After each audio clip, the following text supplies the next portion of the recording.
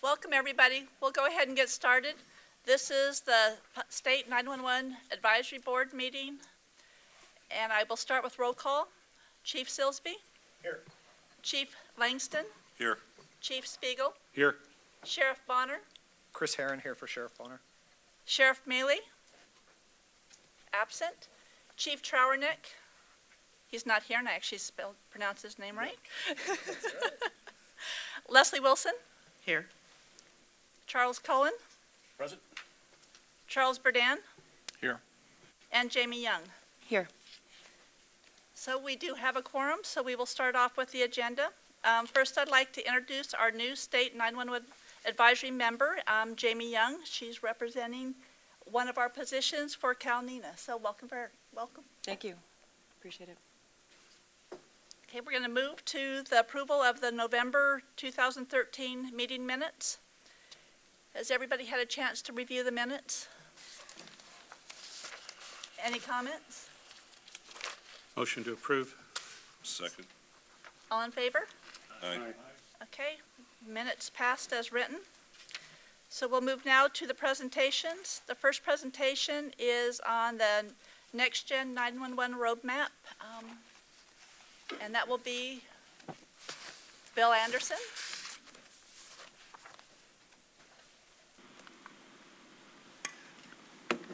Good morning. What we want to do today, give a short presentation on the Next Gen 911 roadmap, essentially go over what the function of the roadmap is at a high level, and describe briefly where the California 911 branch has been in trying to meet some of the objectives of the roadmap. Roadmap was established in December 2010, and it provides direction for the implementation of Next Gen 911 within California. Within that, the roadmap describes tasks, high-level timelines, critical dependencies that have to be observed, and work products to implement Next Gen 911. Of course, the benefits of Next Gen 911 have been talked about considerably amongst the 911 community. Of course, that's standards, common interfaces by the use of an ESI net, and adhering to NENA I3 standards. Hopefully, accurate location verification with XY routing that would become available or more prevalent. The ability to route calls statewide, and to extend that beyond statewide, but state-to-state routing as we tie nationwide ESI nets together. Supporting multimedia. Currently support mainly voice, but new ESI or new Next Gen world will be looking at text to 911, which is going to become prevalent or become available in May 15th of this year, video and pictures. And we'll also be able to do advanced routing beyond what we can do right now with the legacy systems. The roadmap is developed in 6 phases to accomplish its purpose. The first one is the initiation phase, and at a high level, it's really looking at executive sponsorship, which we received when we were under the office of the Chief Information Officer, Christy Quinlan. Aligning the California 911 branch to put it in a position to lead California into Next Gen over the next few years. Engaging the stakeholder community, and this is identifying stakeholders who will be engaged throughout the process. That's not only the PSAPs, county coordinators, but also vendor community who will be participating in this project. And then creating an education awareness program to educate the public on the benefits and uses of Next Gen. Next phase is the assessment and analysis phase. And this is really understanding the elements that compromise 911 today. Look at the current landscape of 911. Looking at regulatory, legislative, and funding, potential regulatory and policy changes that we may have to take into account or that will occur later on in the process.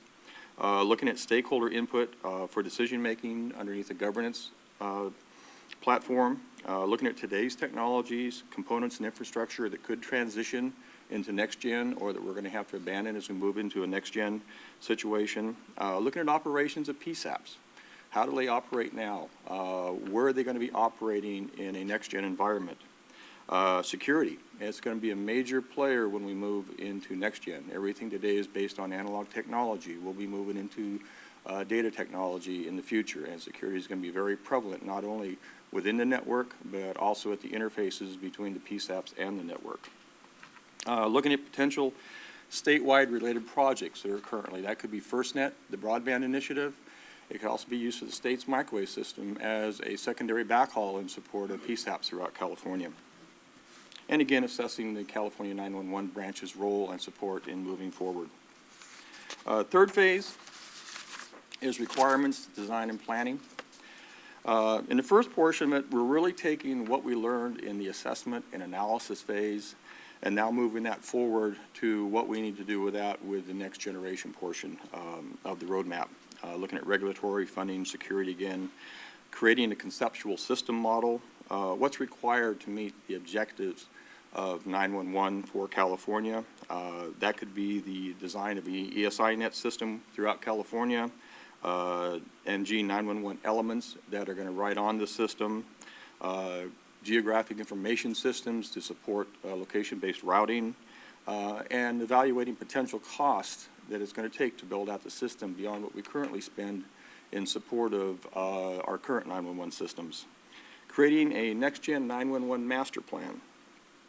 And this is the formal planning document, really how we're going to get there, looking at current versus future state of next-gen in California. What are going to be the goals and objectives of moving into next-gen? All these will be defined out in the master plan. Then, of course, create detailed plans from the master plan, governance models, operations plans, security plans, all of those things that will fall into that area. Proof of concept projects. The 911 branch has been doing proof of concept now for 3 or 4 years. All these have potential elements that will fall into a next-gen 911 system, whether it be a hosted solution, which we do in a couple cases, cloud-based solution, looking at ESINet concepts that are going to be achieved in the Pasadena Ring project and Mendocino project. So all those proof of concepts will be elements that we would expect to see in a statewide next-gen 911 solution. As we move forward in the future, we'll be getting into the implementation phase. This is going to be a long-term project. We expect it to take 60-plus months, if not more, to push next-gen out in California. And looking at projects in some of the other states, much smaller states that are doing, quote, next-gen projects right now, we're looking at timeframes from 4 to 5 years. And we're looking at projects that encompass only 100 to 200 PSAPs. California is looking at 454 PSAPs. So we expect this project to easily take 5 years plus. Creation of a transition plan, really defining the steps to execute the master plan statewide, both statewide and regional installations, and order of rollout through California. That's going to be critical how we push this plan out. So it's important that we create a positive transition plan for this. Looking at the elements of next-gen 911, as I talked about, the technology, the processes, procedures, and testing of a next-gen system as we roll it out into California. And of course, finally, the long-term and ongoing is going to be the maintenance and management of this system. It's something we're going to have to look out for years to come. We would expect as we develop this system that it's going to be in place for many, many years without major change. So it's important that we do look and make sure we have a positive management and maintenance system in place. This is a little hard to see, but essentially takes all of the phases and puts them onto one chart to kind of see the relationship between them as they roll out from the initiation phase to the assessment and analysis phase. Requirements and planning, proof of concept, and so on and so on. So it's just a comparison of all the various phases.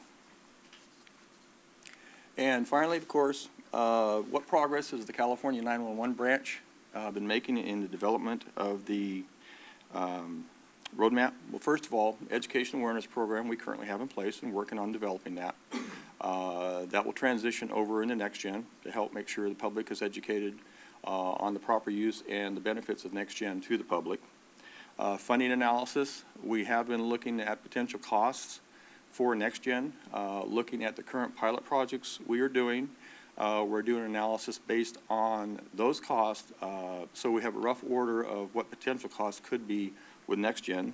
Also looking at the Setna Fund, which we've talked about on numerous occasions, and how it will be structured to support NextGen in the future. Proof of concepts, we are in the process of and will continue to look at pilot projects that can support and demonstrate elements that will comprise a NextGen solution for California in the future. Procurement vehicles. The office is currently in the process of initiating a new RFP to support CPE technology and NextGen technology for the next few years for California. Also, we can make use of the current CalNet contracts for network support. And this could be augmented too with specific RFPs for certain portions of the state that don't fit with the necessarily or the procurement processes we currently have in place. Technology assessments. We're currently working with the vendor community to understand what NextGen means with the different vendors. Looking at what ESINet really means, what an ESINet is composed of, how the NENA I3 standards are going to support a NextGen system within California. Again, engaging carriers and manufacturers in educating our office on NextGen 911. It's a technology that's coming forward, but for us to be able to move forward with California, we have to have a thorough understanding of what NextGen means to California and what's comprised with NextGen. And of course, developing a transition plan. We'll be going out shortly to engage a consultant to help us develop this transition plan. We're looking to have something in place in 2 to 3 years, and that encompasses most of the elements in the roadmap that we have not touched on yet, and put that into a master plan and then into a transition plan so we can start moving California over from its legacy system to a new system. One of the things we need to look at is the roadmap itself was developed in 2010. It does need to be looked at, it does need to be revised, and it does need to be updated to take into account the current situation. Technology is changing, or has changed and will continue to change, and the face of California 911 has changed. So we need to look at that with consultants, with the stakeholders, and update this roadmap to be effective and move us into NextGen in the future. So that's what I have. Thank you. Any questions?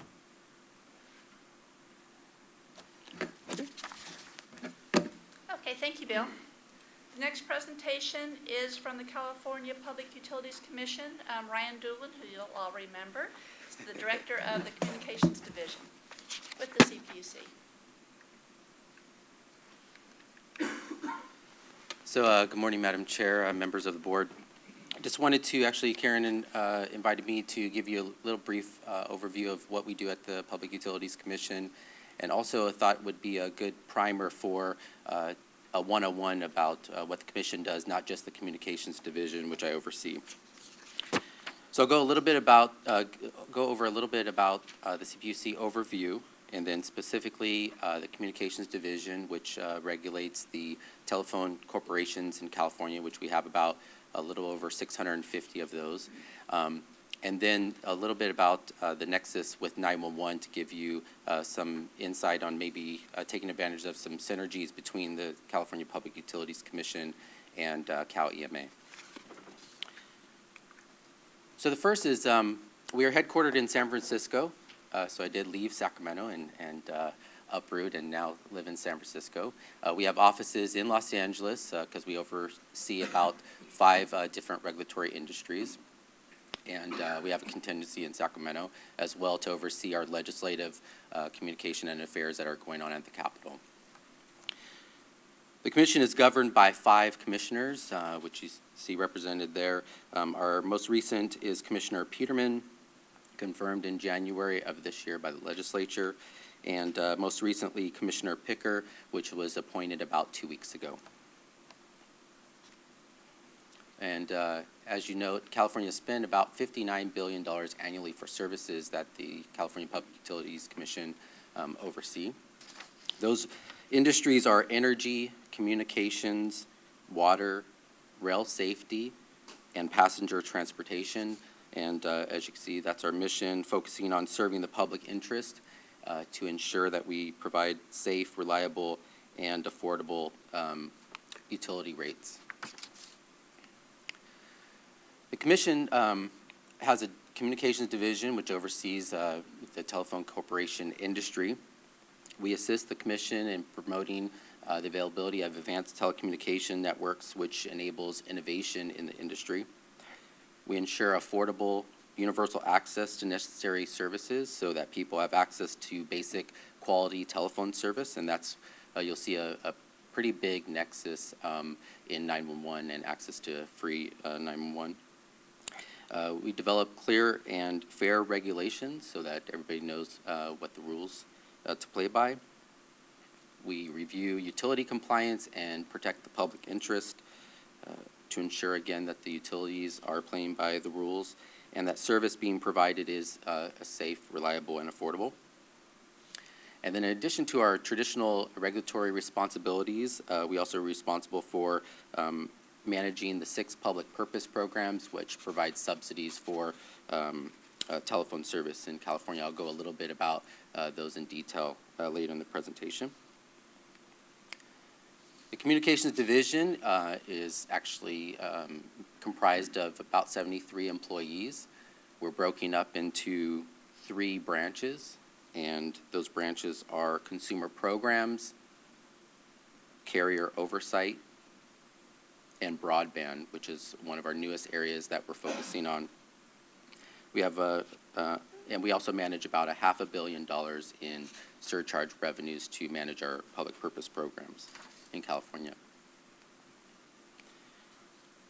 So specifically, the Consumer Programs branch is responsible for the California Lifeline. This program provides discounted services, basic telephone service to eligible households in California, and we recently had a decision by our commission to extend that capability to wireless phones in California. We have the California Teleconnect Fund, which provides advanced communication services to schools, libraries, the telehealth network, hospitals, and nonprofits.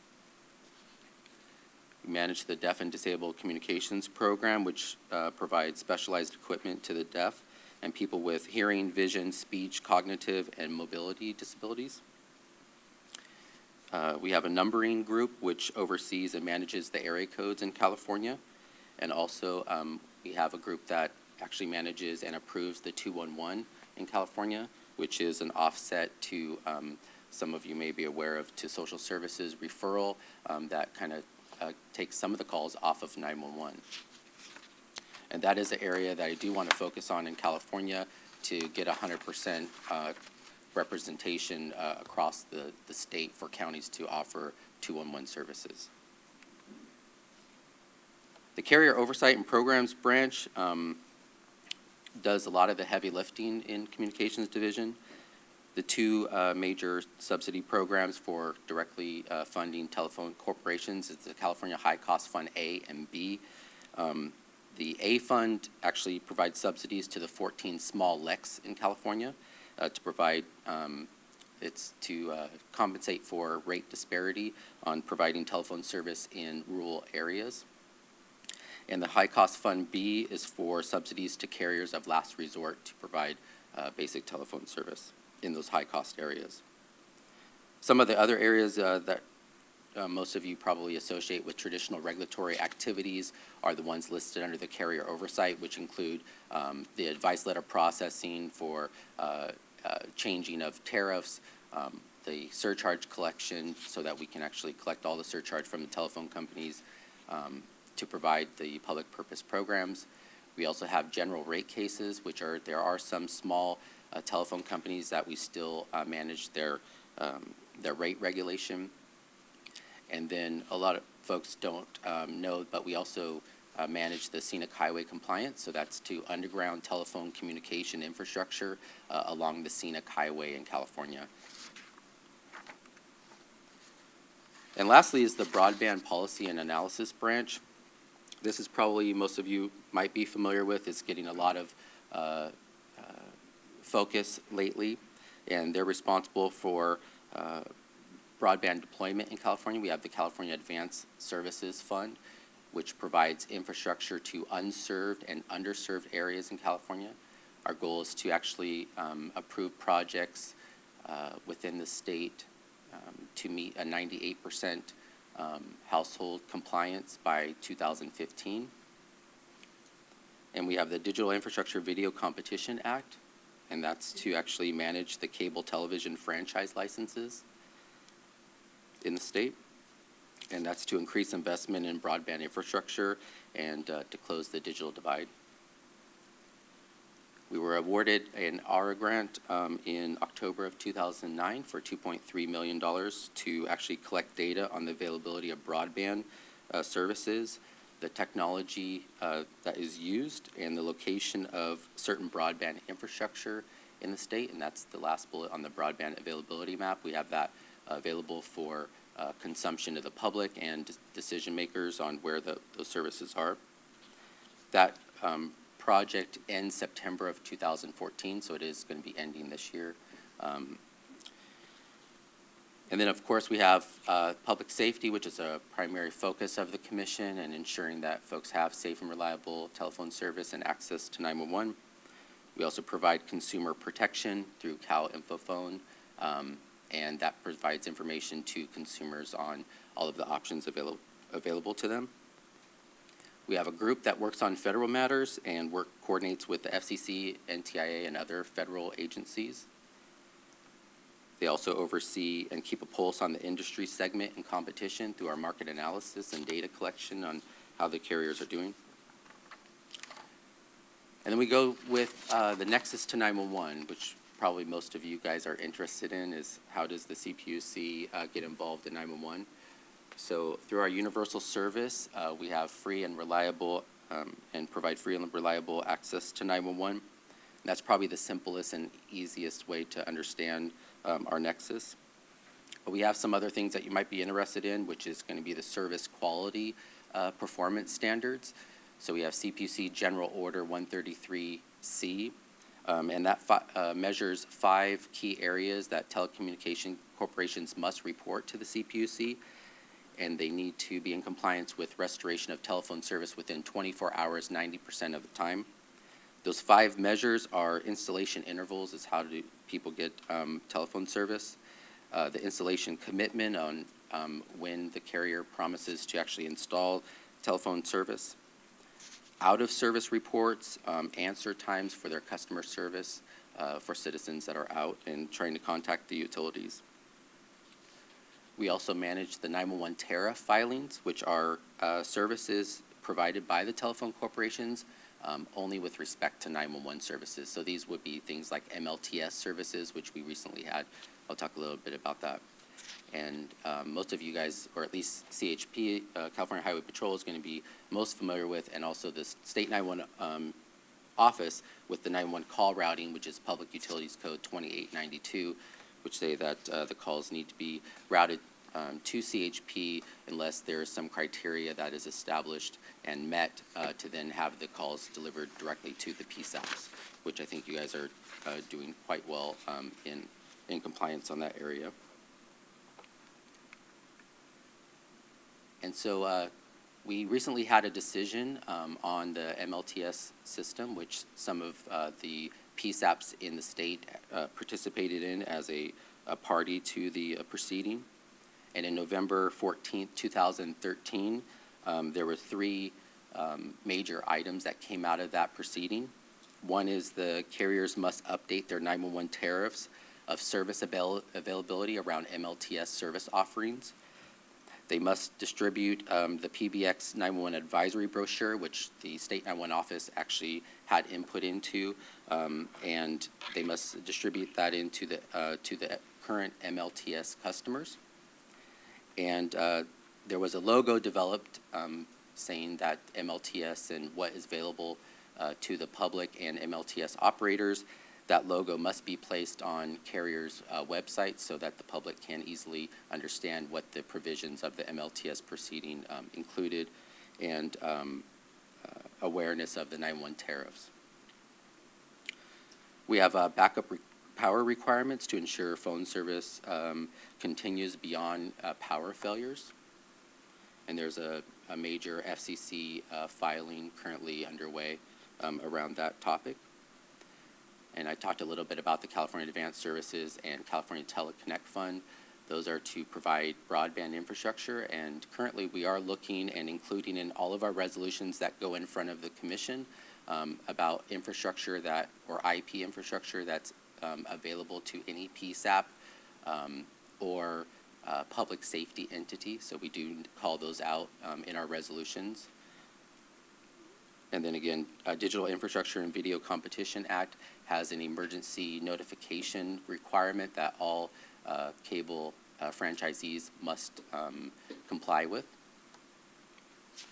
And then as Bill talked a little bit about, you guys modernizing 911 and transitioning over to the IP transition, we also are looking at that, and that's the TDM, which is the old legacy system, or time division multiplexing, which is how the signals are received within the telecommunications network, and moving that all over to modernizing the network and the impact to consumers once we transition over to IP.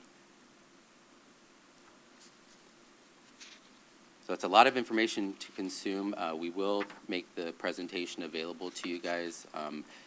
We are interested in doing more, and like I said, taking advantage of the synergies between what the CPUC does and also between what Cal EMA does. We do, I want to point out, the Deaf and Disabled Telecommunications Program also touches a community that you guys are interested in to provide text to 911 capability. So we need to ensure that that equipment and all the workarounds to communicate with PSAPs are there and available to that group of constituents.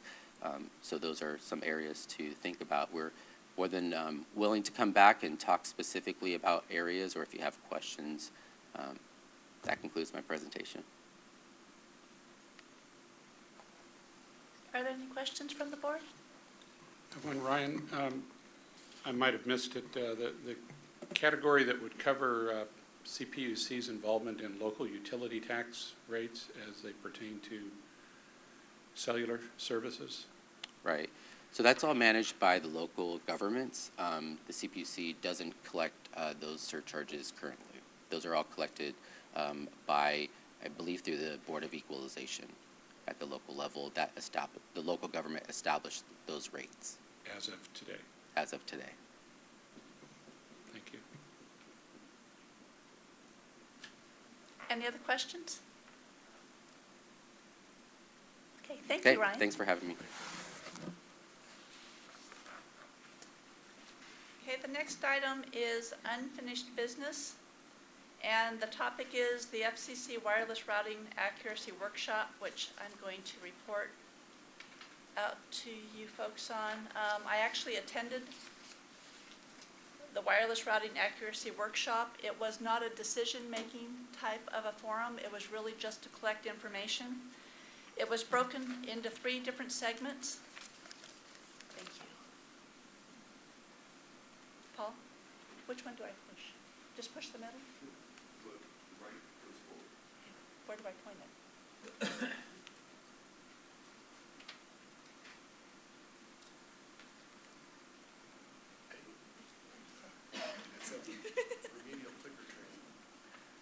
Oh, okay. Okay, so how do I make this where it's all, okay. Sorry about that. So it was broken up into 3 different segments: the public safety perspectives, the wireless carriers' perspectives, and then we had a roundtable with presentations from the technology industry to look for different solutions, and we were able to participate in that as well. I'm going to skip over. What I did is I'm going to go over the presentation that I gave when I was at the FCC, because this happened right after our last board meeting, so I don't believe you've seen some of the technical information that we've put together for this regarding Phase 1 and Phase 2 wireless. So some of this I'm going to jump over. The California call volume over time, we have a chart here that shows we've increased from 2007 to 2013, from 55% wireless up to 73% in the last 6, 7 years. And what that does is it really impacts the Phase 1 and Phase 2. So in 2007, we were getting 59% of Phase 2 calls. In 2013, that dropped to 43% of Phase 2 calls. And you can see the difference where Phase 1 has gone up.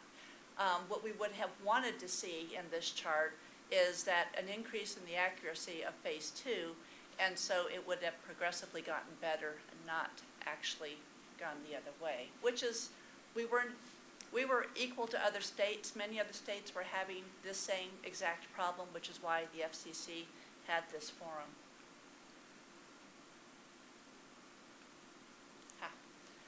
And then we pulled the information apart from the primary to the secondary. And what it shows is that the Phase 2 information got cut up with the call either through a rebid or just the time it took to get the call, information on the call, and then have it transferred.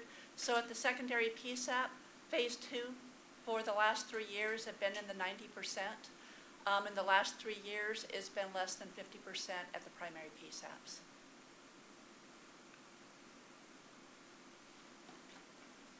What we found looking internally through the 911 branch is that while this information reflects what we're pulling out of our ECAT system, there are some other anomalies that we need to be looking at, which goes over the CDR may reflect either the initial alley location information or the final alley location information after the rebids, depends on the CPE. It's unknown at this time with certainty which alley location information is reflected in our CDR of each of the PSAPs. So we don't have consistency across the board with the PSAPs as we're taking a look at this information. We're going to continue to look at standardizing the CPE information, the CDR information, and look at the alley location information requirements when we do the next CPE contract to make sure we can start standardizing this information. And we're going to continue to collect the information. The factors that we have to be looking at as we're trying to compare this, because what we found is that we're not comparing apples to apples when we look at the different equipment at the different PSAPs, is the PSAP equipment, the time of day, call duration, and then the time it takes for a rebid. This information, the board has already been briefed about the grant project, so I'm just going to go through this. And then what I was able to tell the FCC is that the considerations for the future is we want the inclusion of the time requirements for the delivery of the accurate Phase 2 location information. We don't want it to just go on and on and on. We want a date certain when the carriers need to comply. So that's what was our ask in all of this. As we went through the day, and it was a full day of a workshop, I didn't get the feeling that we would end up with a date certain anytime soon from the carriers. I also didn't get the feeling that there was any quick fixes to get the Phase 2 information. So that kind of wraps it up in a nutshell if anybody has any questions. It was a good information sharing day, but honestly, that's all it was an information sharing day. So I guess it sounds like there's a couple of issues here. One, the CDR records don't accurately reflect whether or not there's been a rebid. Correct. So you're looking to improve that information on the next, under the next set of requirements. Correct. So that you'll actually be able to see if a rebid occurred, when it occurred, how many rebids there were by the call taker. Yep. We'll tighten up the specifications around this area on the next procurement. And then when you talk about the delivery of Phase 2 calls, you would anticipate getting Phase 2 on the initial call. Is that what the request was? That is what the request is, and that the PSAP call takers should not have to do a rebid on all of these calls. Thank you. The information should come with the initial call. Thank you. Any other questions? Karen, I would just say, so what's next? Where did the FCC leave this? Well, it's later on the agenda, and I think there was a Senate hearing, a congressional hearing, so I do have some information on that as well. It won't be earth-shattering, but I do have information. Okay, so we'll go on to the next item. which is reports. The first report is with the California 911 branch. That'll be with Bill Anderson.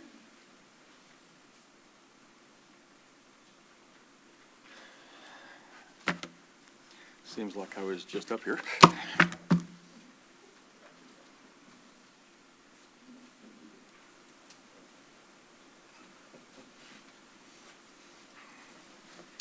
Wanted to give you a report on the 911 branch, projects we're doing.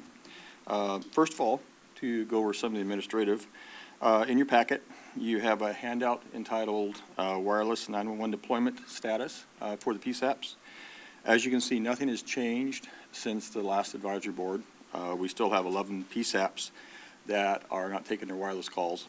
And as always, we always ask that any help the board can do in convincing or asking these people to start taking their wireless calls would be beneficial. The next handout is entitled State 911 Advisory Board Active Tasks.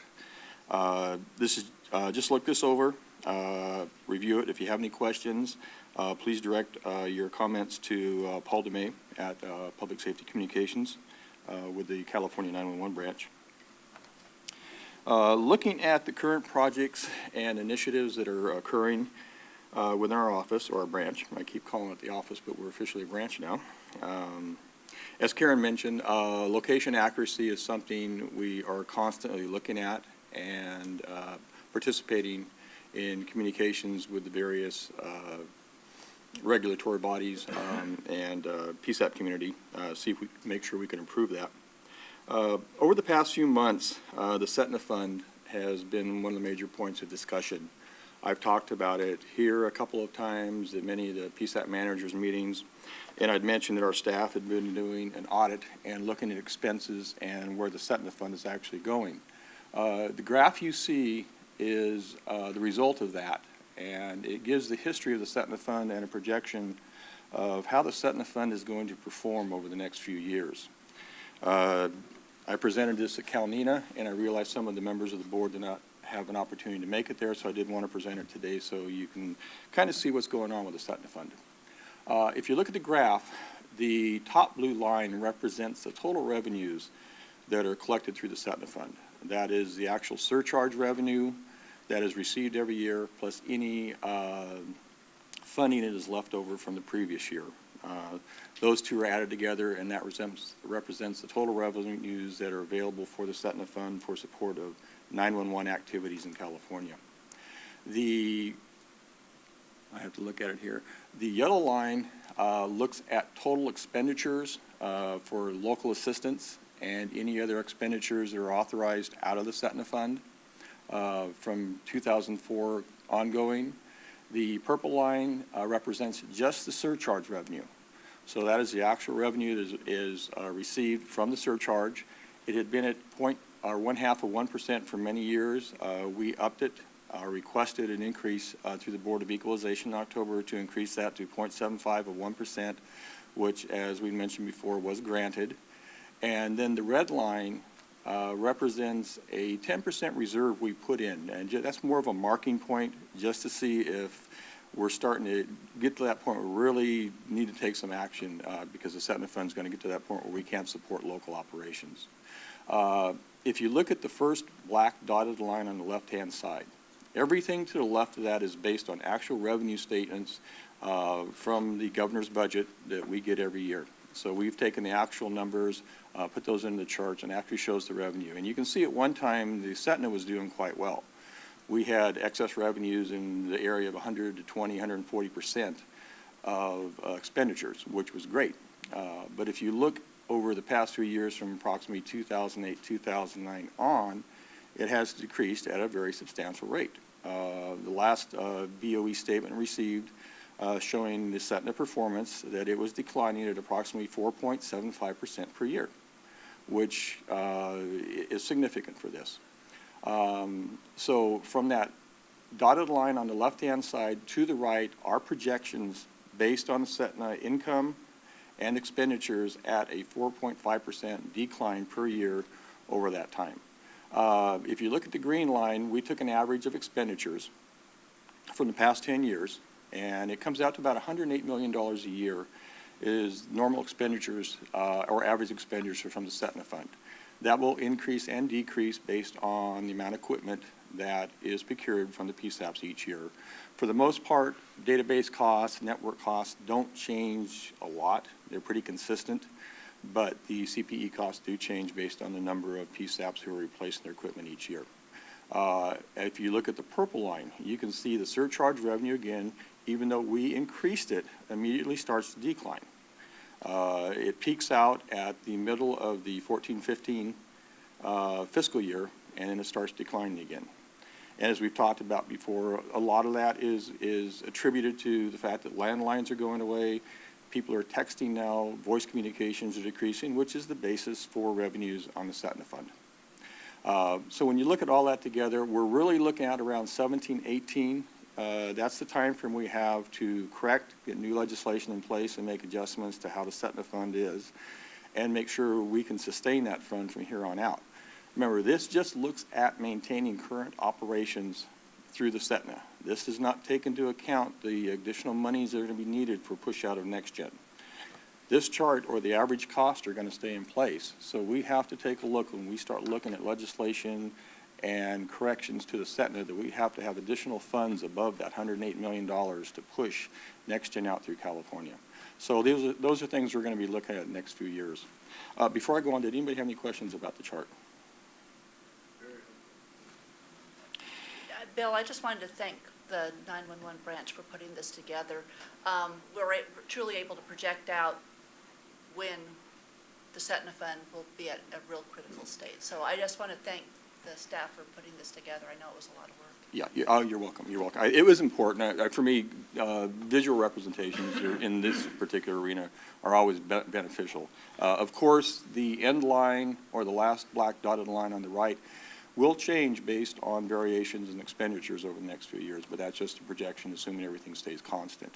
Bill, for clarification, what Yes. is the projection based on what Setna rate? It's based on the 0.75%, the maximum rate we have it set at, with a 4.5 decline per year in revenue. I want to put an exclamation point behind that. That's why we see an uptick in the coming year. Yes, you do. Remember that the revenue collection and the expenditures are offset by 6 months. We look at, we go by fiscal year. Setna begins its collection of revenues in January, so everything is offset, so you don't really see the full impact of the revenue until December of the following year, which is middle of the next fiscal year. And combining the two together are talked about next gen earlier in this with the implementation plan process. How long before we have a dollar amount expectation of what next gen's going to be so that we can ramp up funding wise for that? We are currently having an analysis done based on the projects we have in place and looking at what those costs were. Hopefully shortly we'll have a final overall projected cost, and keep in mind this is going to be very rough. As we move into a transition plan and get more finite in our plans to push next gen out, we'll be able to get better costs of what next gen truly will cost. But it'll give us a rough order of magnitude or a fairly good, fairly good idea of where costs would be. But I would expect probably 200 to 300 million range to push next gen out over the next few years. Yeah, at the next meeting, we will have our projection, but it will only be based on the pilots that we've done now and what we know today. Yeah. So it'll be safe to say that the dollar amount at the next meeting will be the minimum that will be needed. Probably. Yep. For the next gen projection. Maybe. Yeah, And the reason why I say technology is changing so quickly, and what happens with the change in technology is sometimes the costs go down. So it will be based on the best information that we have today. So I'd hate to put a minimum or a maximum on it. It is as good as the information we have today. Yeah, I appreciate that and I understand it, but I think that at some point we've got to get to a place where we can start the process to ramp the funding, because the funding is not going to occur in 1 or 2 years to be able to do this. And I'm genuinely concerned, as you noted in an earlier report, the industry, the cellular industry is already lauding their rollout of text to 911, and with the exception of a couple of PSAPs in the state that have been pilot projects, maybe, they may be able to accept text to 911, and we're going to be again on the receiving end of the public's expectation and no funding for us to be able to meet that demand and that need. So it's probably a multi-front point that I want to make sure, as we've stated before, that our public campaign is being very cautious in what they put out and cautious to the public that while this is on the horizon, it will be years before you see text to 911 universally up and down the state because we're going to have to transition to next gen 911, and the funding is not in place for that yet. Correct. As Karen has mentioned, we have 5 pilot projects right now. Not all of the funding is accounted for as far as network costs, equipment costs. So what we do have, we're looking at breaking those down and then trying to extrapolate that over the number of PSAPs and positions within California to get a rough idea of what the costs are going to be over the next few years. As far as text goes, I was going to address that in a couple. I didn't want to get too far ahead. We don't know what the costs are going to be for text right now.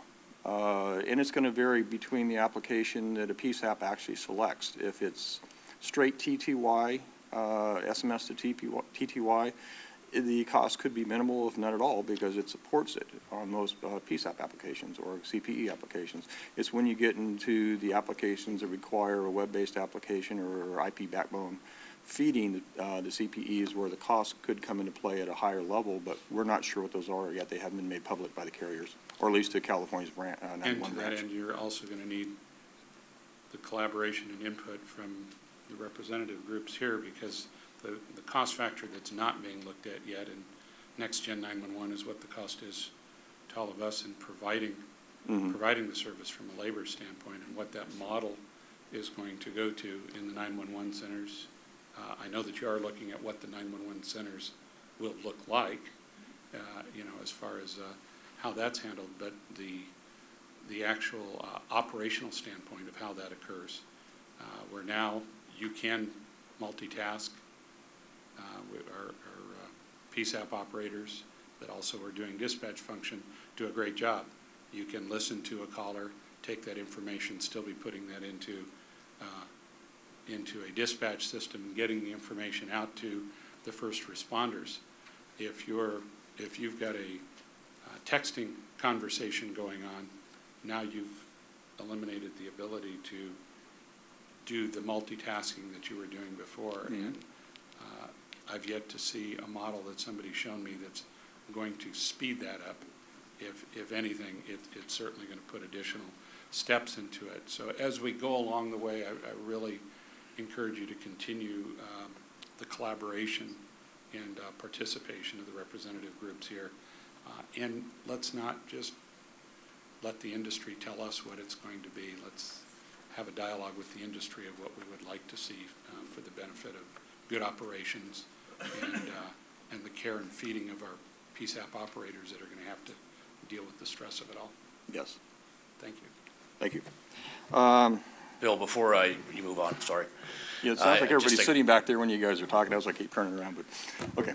When you talk about it, I don't want to get too far out into this. I know you're going to have a lot more data at our next meeting, but you talk about $300 million and that would be, I would assume, implementation over the 60-month period. And would that also include the ongoing network costs, et cetera, or is that an additional figure? And don't quote me on the number, please. That's just really a rough number. And I don't want that to go down, as Bill said. But that would be on top of the $100 million, yeah. Broken out over the period of time that it's going to take to push next gen out. So we could consider, just really, again, rough numbers. We could see fluctuating dollar amounts in between 170 to 220 million a year as we push this project out in the future. And one of the things I did want to mention, and this is the world according to Bill, to make sure we are maintaining and managing public funds properly, we really need to look at a setting of fund that we can adjust yearly to account for the actual monies we need to spend, because they are going to fluctuate. If we have a fixed rate, We could have times where we could have plenty of money. There could be years where our expenditure is going to exceed our revenues, and we're going to have to push the project out. So we really want to look for something that we can adjust as we need the funds on a year-to-year basis, so. And there's one point I just want to make sure everybody understands. While we move toward Next Gen 911, we're going to have to keep the legacy system up at the same time for a while, so we will have double costs for a year or two at the peak of all of this. So I just needed to make sure folks understood that as well. Yeah. You know, when 911.org put out a paper and really looked at some of the states that are doing next-gen projects, and I use the term next-gen very loosely because based on the press release, next-gen could mean quite a bit different things to different states. But when you look at the costs and the timeframes, they go all over the book. Anywhere from $5-10 million to $50 to $100 million for some of the states to push it out. Florida is still pushing out into phase 1 at a cost of $200 million per year. So the actual dollar amounts, again, we do need to do the math and find out exactly where we're going to be with California. But so really making projections this early is really a crapshoot on what the actual dollar amounts are going to be. So best we can do is take a look at what we've done with our pilots and extrapolate out what we think the cost will be over the next few years. And then, you know, fine tune that as we get more into the transition planning and stuff like that. Bill, I have one question. When you mentioned earlier that the roadmap needs to be looked at again and reviewed since its inception, what are the plans to look at that? And who would be doing that? We're probably getting to the point in time where we need to bring some of the stakeholders, our office, consultants that have experience in moving states into next gen and bringing them together as a workforce, looking at that roadmap at that time and bringing it up to date, looking at you know, portions of it that aren't necessary, portions of it have to be revised. That would probably be the time to do that. That's kind of the expectation.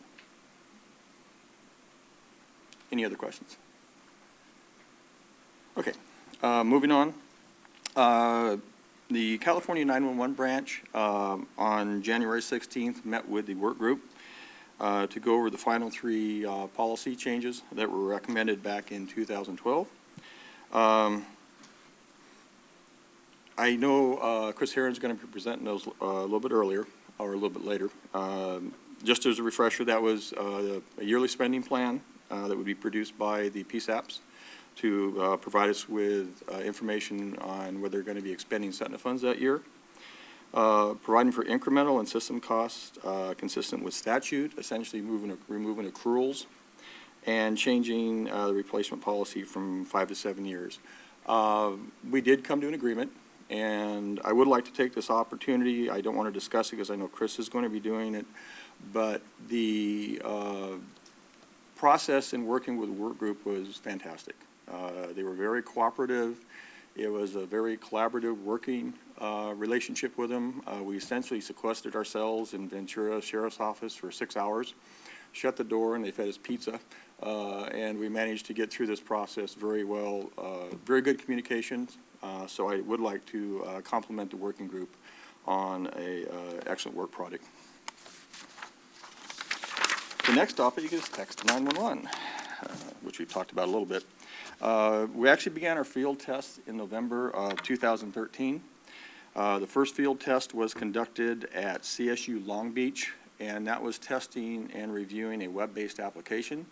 In this particular case, this system actually bypasses the legacy selective routers and takes an internet circuit and goes directly to a text control center where it's fed into a separate monitor. We were able to make text to 911 calls. What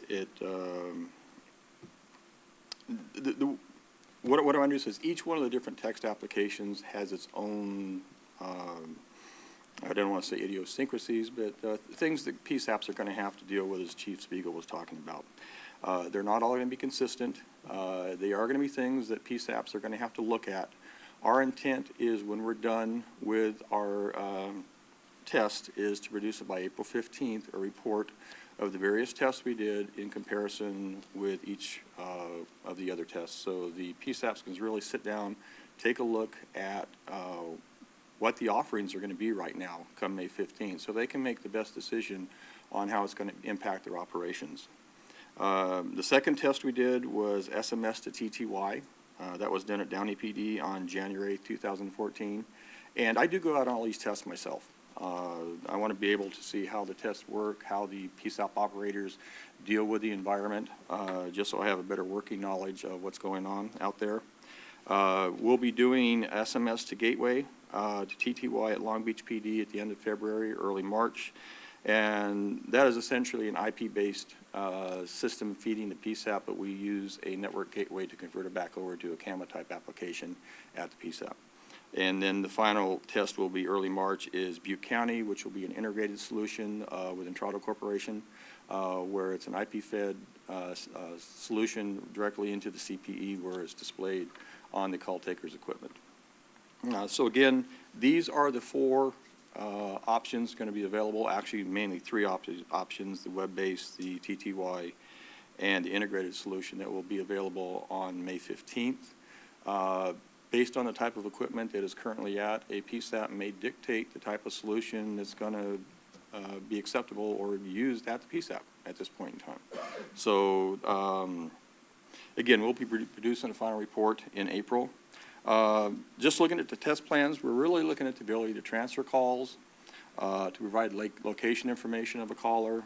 Of course, language interpretation is a major issue with text to 911, comparison of the different methods of delivery of text to 911. There's actually about 20, Wes, I believe about 20 parameters we're testing at each particular location that we'll be able to compare with the other locations when we do the final report.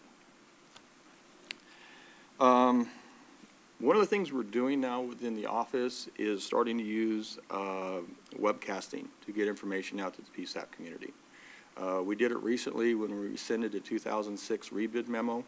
It was received very well within the PSAP community. We intend to go ahead and push information out in regards to text to 911 and the policy and practice changes once they're approved through webinars. So all PSAPs can participate. We can have live communications with them and be able to answer questions on the spot. We found it to be a very beneficial method of communicating with the PSAPs, besides the ability to attend meetings whenever we can. So that's one of the things we'll be moving forward with. One of the other projects we're currently dealing with is the 911 Education Awareness Program. This project is moving forward quite well right now. Again, just the goals. One was to educate the public on proper use of 911 and hopefully to reduce the number of non-emergency calls made to PSAPs. Two major events have occurred. One, we did conduct a survey of consumers within California on how they view and how they use 911. We presented some of those results at NENA and at APCO. And we've also surveyed the PSAPs to see how they deal with 911 education right now, where they go to educate the public, how they educate the public, if they educate the public at all. So all those are going to be used to develop pilot projects that we can work with some PSAPs in the future, in the near future, May exactly, to start developing some test plans in marketing 911 to the public. This will transition into NextGen in the future. So this education awareness program we're putting together now will become the basis for education awareness for NextGen when we start pushing that out. We have three remaining pilot projects, Mendocino and the Pasadena Ring projects, and the Ventura hosted. The Ventura hosted, the first portion of it is complete. That was the hosted solution amongst three PSAPs in Ventura County. We're still waiting for the XY routing to begin in June 2014. All these projects use an ESINet-based platform. So we should be able to glean quite a bit of information, not only in operations, utilizing an ESINet, but also in funding for network costs based on an ESINet, which will again transition into the next-gen plans in the future. Fact sheets for all the pilot projects have been updated at this time. They're available on our website. Legislative updates. The branch will always be tracking 911 legislation through the upcoming year. To make sure we're all on the same page at this time, does anyone have any updates on current legislations that may impact 911? The bomb AB 1717 Yes. was introduced. It appears to be a shell bill. It is AB 300 reincarnated, and at this time does not appear to have any substantive changes in it from what was vetoed by the governor. We have asked to be involved in the discussions with the governor's office regarding this. It's my belief that OES, the 911 office, CPUC, and BOE will be engaged in those discussions. But it is significantly disappointing that, given the battle that we went through last year, or last session, I should say, over this, that there hasn't been an outreach by the Assembly member's office, particularly to the constituency group that's represented here. And not that any one's more important than the other, but I can tell you that the police chiefs in the state police 78% of the state. That's 78% of the PSAPs. And it's offensive that we're to the place that we're at right now and haven't had the opportunity to have dialogue regarding this. So I'm hopeful that that will change. I know that our colleagues on this board are equally concerned. Received inquiries from almost everyone on the board regarding this, and we're going to have to see what it evolves into.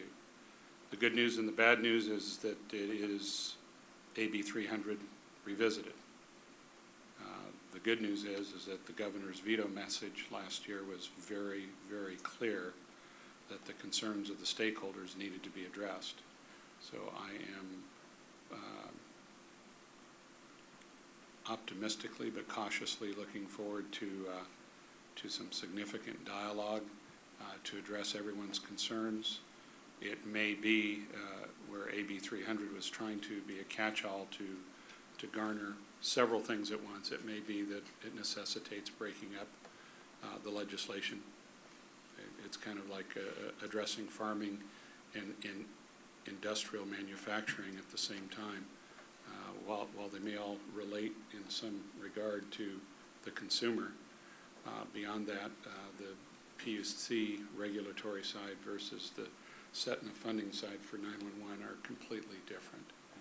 And so to that end, I'm hopeful that we continue the dialogue and that we stay united in our efforts to ensure that we not, especially in reflection of the presentation on the setting of funding, that we not go down a road that is going to dilute funding from the setting fund.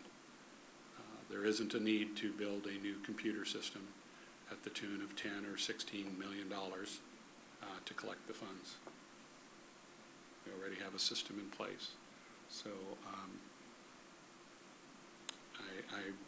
I know, but it will encourage and support the 911 office's continued advocacy on behalf of the setting of funding, and we'll expect that that the constituent groups are involved in that dialogue. Thank you. I would also note that AB 911, which is a 2-year bill from last session, has not been acted upon yet, although the deadline for all bills to be acted upon is coming up this Friday. So whether something moves forward with that bill or it stays dormant hasn't been determined. Right. Okay. If there is no other question, that concludes my presentation. Thank you. Okay, moving on now to the County Coordinator Task Force. Was there a presentation from them today? Good morning. Morning. I'm Tracy Kessler, and I'll be representing the County Coordinator Task Force this morning. And since the last advisory board meeting, the County Coordinator Task Force has continued with the task of reviewing all of the chapters in the County Coordinator Reference Manual, We've worked really hard on this. We have good progress and expect it to be completed by mid-May. Lori Souter is our representative on the LRPC 911 Policy Work Group Committee. And I am continuing to keep the website updated, California County Coordinator website. At the end of January, members of the County Coordinator Task Force met with members of the LRPC, the advisory board, and the state office to address recent concerns regarding California County Coordinator disparities. We agreed to approach the issue by creating and distributing a statewide survey to gather data from all county coordinators. We feel this information will serve as a baseline. Once the information is collected, we will evaluate areas that need addressing and determine a path to resolve any identified issues. We expect this survey to be completed and distributed by March 31st. We are also planning our next forum. It is scheduled for this year on June 25th, and we will be held at the State 911 office. And we are beginning to discuss agenda items. However, the agenda may be determined by the survey results. And that is what we have. Any questions? No, thank you, Tracy. Thank you. Thank you. Next item is new business.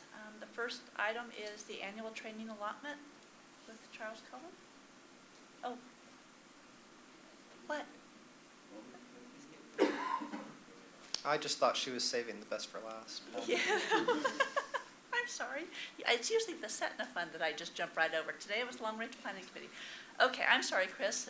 No, it might be smarter to push it to the end, so honestly, it's up to No, we can do it Melissa, now. go ahead? Okay. Sorry. I'll just piggyback on what Tracy said. Leslie and I were the ones from the LRPC that met with that group. And as you'll recall, we've had some discussions here as well as the LRPC meetings on the county coordinator expectations. And so, Chuck. Yeah, thank you. Anyway, the discussion about the county coordinator expectations. So good conversation. We all reached kind of agreement on moving forward. And so the CCTF, as she mentioned, they'll have those survey results at the end of next month, and we're expecting to have a conversation with them at our April meeting to follow up. For the LRPC report, we met since the last advisory board meeting in November. We met on January 21st as well as yesterday, February 18th. I know Charlie's going to talk about the annual training allotment, but I think on a little bit of a different note. As you'll recall, we also discussed this item at the LRPC meetings. We got some input from the associations that conduct conferences and trainings that are eligible for reimbursement. And our recommendation is to work with those associations to add an acknowledgement during the registration process to include expectation that attendees at the conferences and trainings if they plan to seek reimbursement through the State 911 branch, that they'll participate and attend training sessions that are being offered. And we'll also work with the 911 branch to add some language to the reimbursement forms, essentially stating the same. Should be noted, APCO indicated that they do plan to scan badges at their Western Regional Conference that's being held in Sacramento in 2015. And NENA has agreed to keep the item open as a discussion point for their future training sessions. But it was the consensus that we didn't need to require that. And Paul, do you need any type of motion or for us, for the LRPC to work with the 911 branch, or Karen, do you? Okay. Then we'll bring that back. When you have a final product on the document, yes, then that would be brought forward to the board. Very good. So that's our plan. There's also been lots of discussion about text to 911. As LRPC has been staying up to date on that as part of our new and impacting technologies, communicating with both the CCTF and the 911 branch. And so we will plan, that is on our agenda for our April meeting as well, to receive the report from the 911 branch on their text trials that took place. And of course, the big item for us is the 911 Policy and Practices Work Group. I'll echo what Bill said. Don't want to steal Chuck's thunder too much, but we had several meetings a really great group that collaborated, I think, very well together, and including in that session down in Ventura where Bill locked the doors. But I think we came up with something that is very amenable to everyone. And with that, Chuck Burdan was our chairperson or group leader, and so I'll turn it over to him to go through all of the details with you. Okay, thank you, Chris. And I want to thank Karen for putting together such a great team. It, as Chris said, the group was able to work very cooperatively. Despite some philosophical differences of opinion, we all worked through those.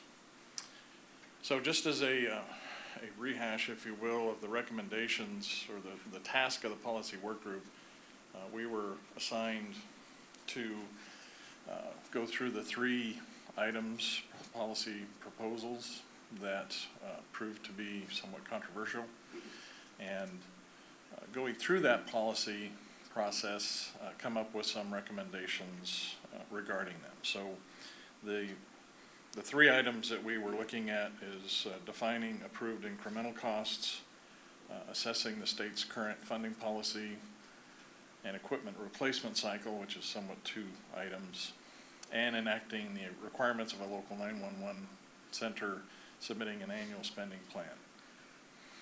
So we went through that process. Like I said, a lot of time. This is the members of the work group. Again, I want to thank all of them for their tireless effort and their cooperation. We worked very well together.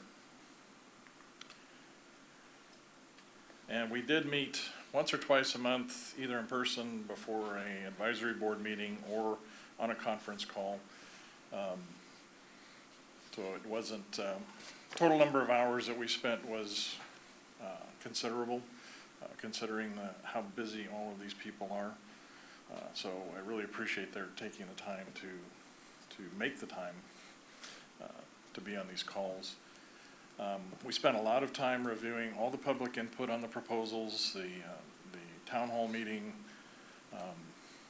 because we wanted to make sure that we understood what the problem was, or the problem was from the PSAP's point of view. We spent a lot of time gathering additional information related to PSAP funding, and that was due to the good work of the California 911 branch staff. We sent out an online survey to all the PSAPs, and I'm proud to say that we got an impressive 80% response from all the PSAPs. And that was primarily due to the follow-up by some of the work group members. But even on their own, we got over 50% without any coercing, if you will, to finish them. But we had many hours of discussion and debate. And it was debate. It wasn't a rubber stamp on anything. It was nice, honest, open discussions.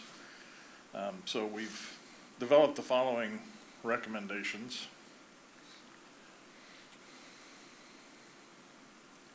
So we anticipate that the 911 branch, if approved by the advisory board, will take these and implement them into Chapter 3 of the operations manual. The LRPC also added one note here that special consideration needs to be given to agencies that have multiple PSAPs, large agencies, CHP, CAL FIRE, to allow for extra time for logistical issues. One PSAP doing one upgrade is pretty simplistic. CHP having to do 25 upgrades, the timelines would not probably work for them. So we wanted to make a note of that so that there was some idea that some agencies are going to get some more time on a case-by-case basis. So for the annual spending plan, for the fiscal years that PSAPs plan to use setting funds, the work group recommends that the PSAPs submit a spending plan by July 1st of the prior state fiscal year to let them know of their intentions to replace or upgrade their CPE. And if they are due for an upgrade but do not plan on upgrading that fiscal year to let the state know that they are going to be in maintenance. We agreed that we recommend that CPE maintenance for years 6 and 7 be extended to the PSAPs as a part of, and not come out of their fixed allotment. And then for the state fiscal years that the PSAPs do not plan to use setting of funds, they don't need to submit anything. We left the implementation of how the form or whatever is going to come out from the state, up to the state. We didn't want to get into that level of the weeds, but we anticipate that a fairly simple form would be developed online or electronic that they could submit. And this is a submission change from the recommendation that I think that the original proposal said that the submission had to be 2.5 years in advance. This is only asking to be 1 year in advance. So by July of this year, they would make a submission for a plan to upgrade beginning in July of next year, so that they have 12 months to do their homework and get prepared for that upgrade. We also asked or recommend that the 911 branch contact each PSAP annually to remind them that their time has come up. I know personally that when I was reminded that my 5 years was over, I was surprised. I could have swore it was only 2 or 3 years since we'd last done an upgrade. We felt this was an important reminder, and also the ability to make sure that we have a current contact list for the PSAPs. One of the things that the working group found in the survey process was that we tried to make contact with those PSAPs that were not responding, and found that the person that was listed as the contact had moved on to another assignment, or had retired, or otherwise gone somewhere else. So I think at least an annual update of those lists will be extremely beneficial, so that we can make sure that all the PSAPs are getting the word, and not all these messages are just going into somebody's email box that has been closed for a long time. Again, if the PSAP doesn't plan on doing anything in that fiscal year, there's no forms or budgets they have to make out. And if the PSAP hasn't contacted the state or replied to the state, then some more physical methods of getting a hold of these people, phone calls, to make sure that we know who the PSAP contact is. And finally, noting that the PSAPs do not need to submit a spending plan if they're going to just use their training allotment. That is, the state is, the 911 branch is planning on just assuming that every agency will use their $3,000 allotment each year.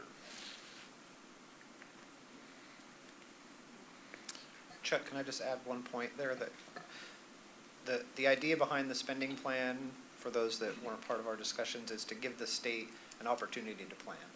Going back to that chart Bill showed us, they need to be able to estimate how much money are we going to be spending each year. So that's the idea behind the plan. Thanks.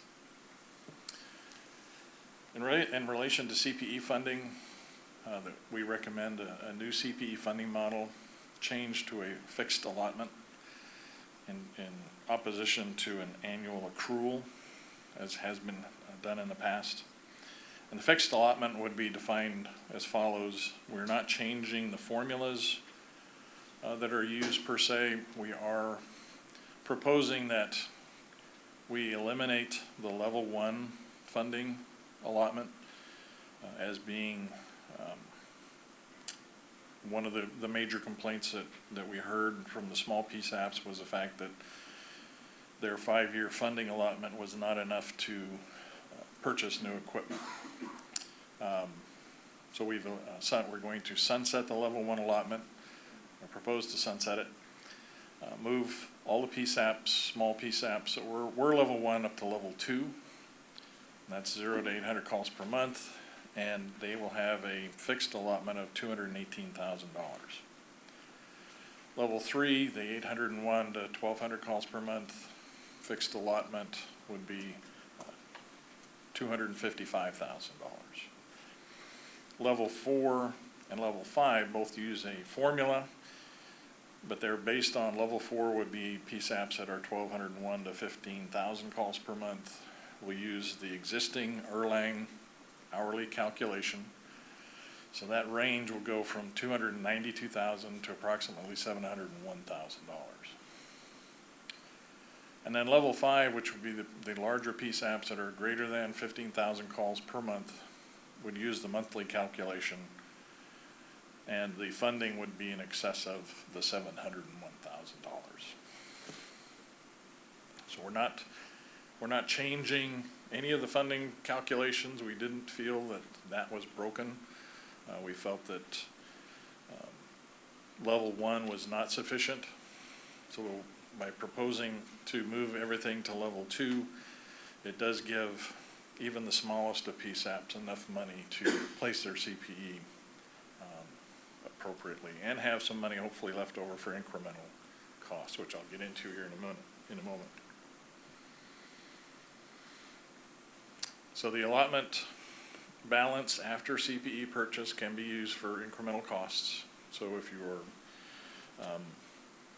a good negotiator and can get the vendors to not use your total fixed allotment, anything that's left over can be used for incremental costs.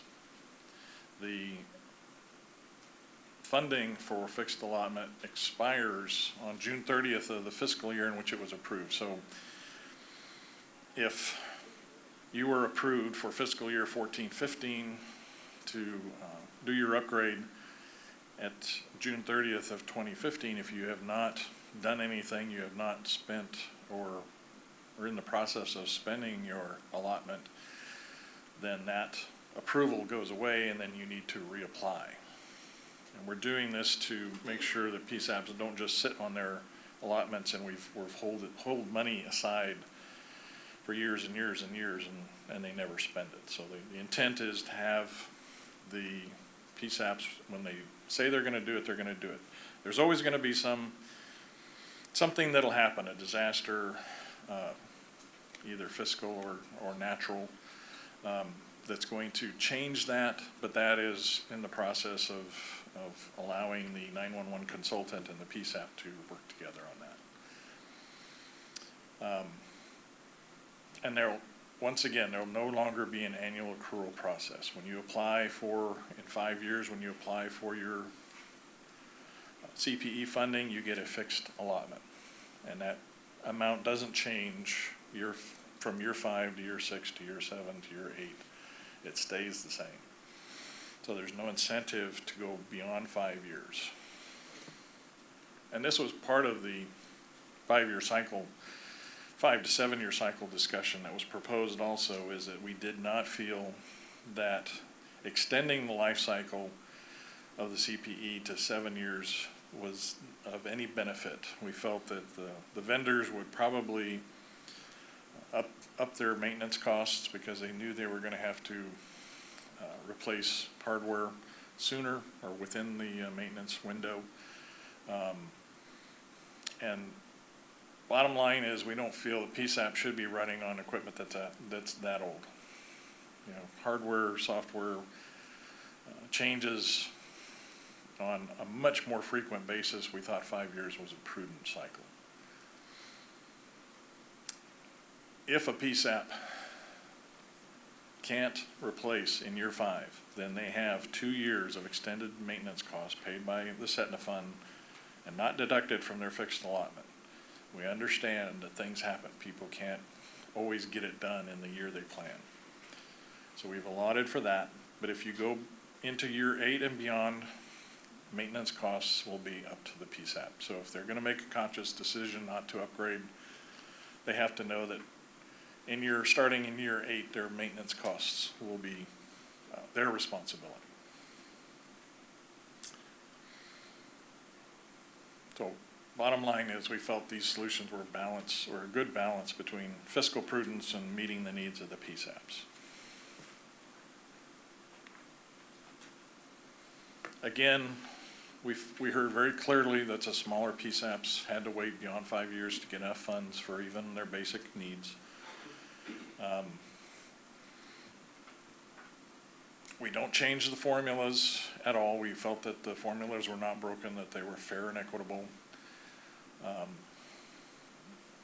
One of the things that we realized and talked about extensively yesterday in the Long Range Planning Committee is the fact that we don't know, as Bill said in his presentation, we don't know what cost for next generation 911 is going to be, or even text to 911. So there were questions yesterday about, well, what about text to 911? As a group, we decided that we were not going to address that in this discussion because there are so many unknowns. We would be tilting at windmills if we tried to predict what those costs were going to be. So we realized that when text to 911 firms up, then we're probably going to have to come back and do some more readjustments to this plan. We also understand that PSAPs have an operational need for CPE equipment over and above their fixed allotment, but they are for agency operational reasons, not for 911 call standards. So specific, my old agency is a specific example of I had 11 positions, but I was only authorized funding for 6. But I wanted 11 because I wanted redundancy in all my positions. But that was my decision to make, and not the responsibility of setting a fund to fund every position I might think I might need and not use. So those kinds of costs have to be funded by the PSAPs. The incremental costs, the LRPC tasked the working group with going through this list. We had a lot of lively discussion about what incremental costs should be. I will say that, as I said earlier, any incremental cost purchases have to be within the PSAP's fixed allotment. There is no extra money beyond the fixed allotment, so it encourages the PSAPs to get the best deal possible so that they have some money left over to buy incremental items. The request for incremental costs must be approved by the 911 branch within 90 days of CPE acceptance, and the purchase completed within 9 months of approval. And the reason for that, again, is budgeting, so that the state office can make sure that they still have the remainder of the PSAP's fixed allotment set aside for budgeting purposes. And we figure we give you a whole year to make those additional purchases, which again, for some of the larger multi-PSAP agencies like CHP, they can't do anything like that in a year. So that's why we put our paragraph in there that gives them the out. Because we realize it's quite a horrendous task. I can't even imagine dealing with 25 PSAPs all at the same time. I thought my county was bad in procurement. So those are the proposals. We felt that we should also put together a transition plan recommendation so that agencies don't, just realize that all of a sudden something is going to change overnight. So we've come up with the steps for, or some policy proposals here. We propose that the changes become effective the date they're approved by this board. However, PSAPs with a purchase order in place can continue on their process, and get their current allotments in order to complete their purchase. The accruals for 2014 have already been assigned to PSAPs, so that there will be no accruals in 2015. PSAPs that are in extended maintenance must choose whether or not they want to use the current funding model or the proposed new funding model by June 30th of this year. If a PSAP chooses to remain on the current funding model, maintenance will be deducted from the allotment for funding until the upgrade or replacement. PSAPs on extended maintenance will receive their 2014 accruals. If a PSAP chooses a new funding model, the 911 branch will pick up maintenance for up to the next 2 years, regardless of which year of extended maintenance the PSAP is in. That gives them a little break. If a PSAP does not choose a funding, if they're up for upgrade and they do not choose a funding model by June 30th of this year, they're automatically put onto the new funding model. If a PSAP will stay with the current funding model, they must plan so that all their funds are spent by the end of fiscal year 15-16. So this gives them 2 years to complete their project. If at the end of 14-15, the 911 branch doesn't have any indication that anything has been done towards completing their process, they'll automatically go into the new funding model. And the PSAP will pay maintenance costs until the CPE replacement if they're beyond year 7. So this is encouraging them to get the job done. They have 2 years to do it. If in 1 year they haven't done anything, then they will lose their option to stay on the current funding model and will go to the new funding model. Again, this is budgeting items. We want to make sure that we clear the books of all the old projects as we go into the new model. And obviously, PSAPs that are at 5 years or under on their CPE will automatically go to the new funding model. So any accruals they have, year 1, year 2, year 3, year 4, goes away, and they will get that fixed allotment as per the funding formula. This is probably the most important slide that we have. Messaging changes, changing or getting the message out to the PSAPs is critical. We'll be issuing a notice outlining the changes with the PSAP, with their required actions and timelines, but we're also planning a virtual town hall meetings, 3 of them, facilitated by the 911 branch, and we'll include the participation of the work group members for questions as to the thought processes of some of the decisions that were made. This is critical. We've got to get the word out. I know that we have encouraged the representatives of associations here to get with their constituents after this meeting and make sure that everybody knows and understands what's coming down the pike. And we're also very concerned and want to have a consistent message that goes out too. So we will be preparing some documents that will be available for everybody to use as talking points. Finally, the incremental cost list.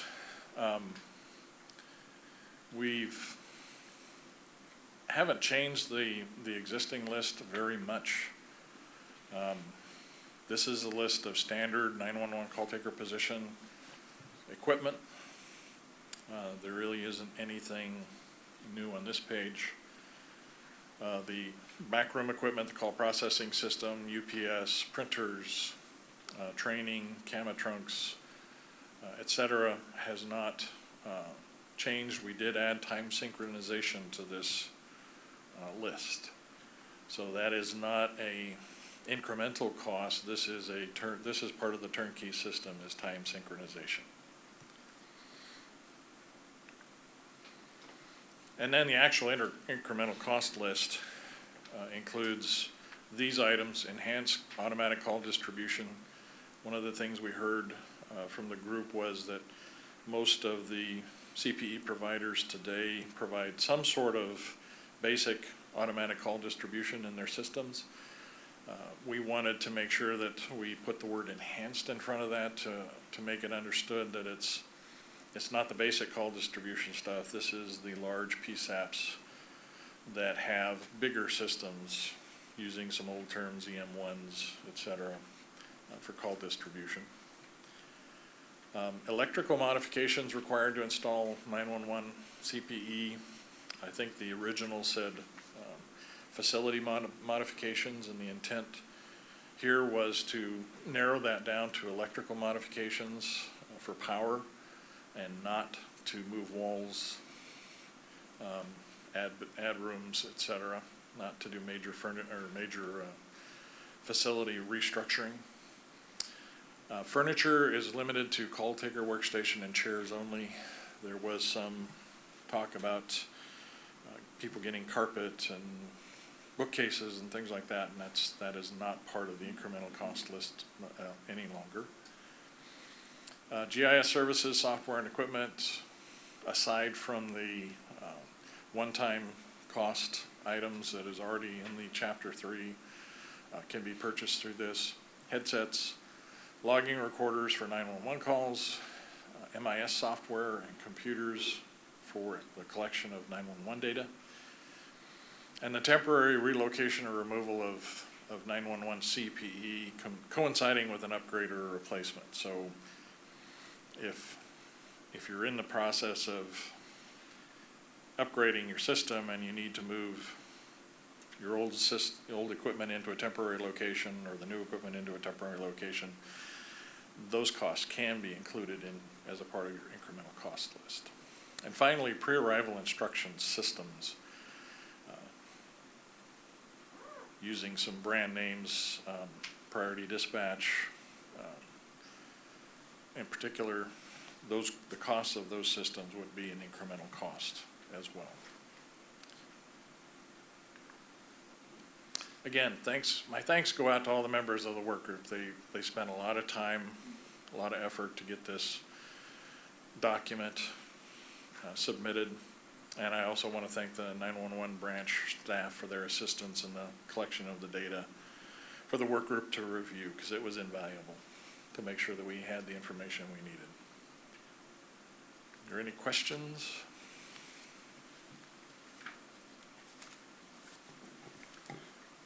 A lot of really hard work and well done. Thank you. We've come a long way from the need for modification.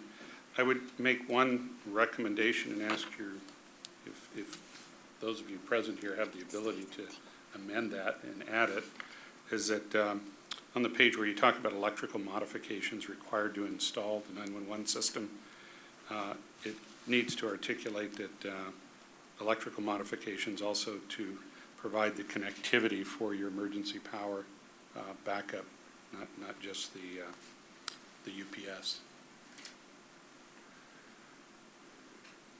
Because that's a legitimate expense to the Setna fund for that connectability. Backup power connection.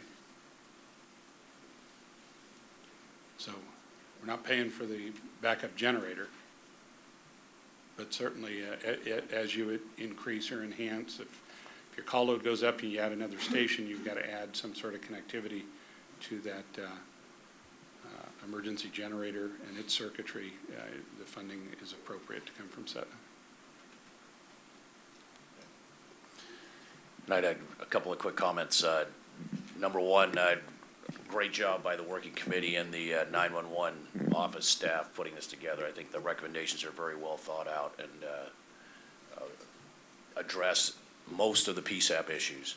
A couple of comments. I think the state office may get inundated by requests from agencies that are currently past their 5 years to compare what they would receive under the old allotment with what they'll get under the new allotment. So I think that over the next couple of months, you may receive quite a few of those requests. And then the other thing I noticed that I didn't notice yesterday in the Long Range Planning Commission is when you talk about workstations, I would like a little bit of clarification. Does that mean just the core sit-stand workstation that the dispatcher or call taker is working at, or does it include, usually there's a desktop adjacent, or they sell this kind of a package, that the furniture vendors provide? Because that's going to be important. Then you'll have to ask for a bid from your furniture vendor in kind of two parts. If that's the interpretation of this recommendation, it's just the core workstation, or is it the furniture that usually goes with it. Usually they provide you with kind of a model of what your room is going to look like that includes some other attendant furniture. Charlie, this is Chris. We did discuss that a bit in the work group, and Chuck, let me know if I have this right, but our intent in making that clarification was that your workstation in the 911 center, and like you said, kind of the ancillary desk that might be connected to it is covered, but workstations or bookcases, other things, in an adjoining office or in a conference room or just up against the wall in the center would not be covered. That's our intent. So if we need to clarify that here. I think we could provide a definition. Yeah, you may want to say something like, and any attendant furniture that's directly connected to the workstation or something like that. I think you'd want to have a kind of a demarc point on where the funding ends. Although you might see some convoluted furniture designs under that criteria. Chuck, I have, I'm sorry, I just wanted to add, I apologize, Chuck, the paragraph that was brought forth today was not the actual agreed upon final draft of the paragraph, so I just wanted to bring that point of clarification. The paragraph that was approved said agencies with multiple PSAPs that can demonstrate a need for an exception to policy that requires special handling will be dealt with on a case-by-case basis in concurrence with the state 911 office. So that was the paragraph that will be added in, that was approved.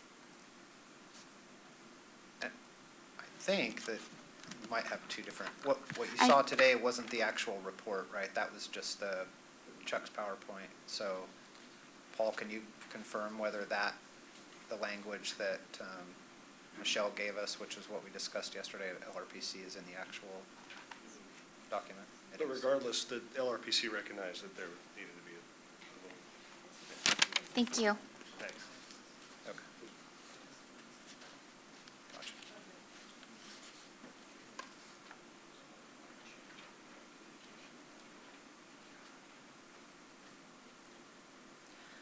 Also, Chuck, with one clarification for the multiple PSAPs, and this might be stretching it a bit, but backup centers.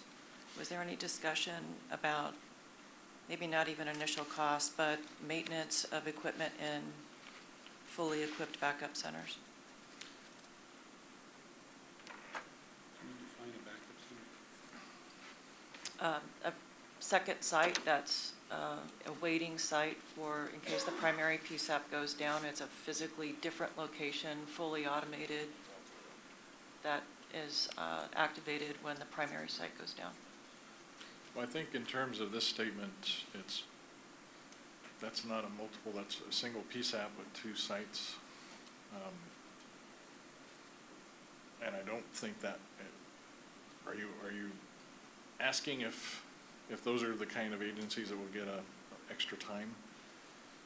Or whether it's covered under incremental. Or whether, that's what I'm just asking whether or not there was a discussion about that at all, and whether or not there was any discussion about how that would qualify or not.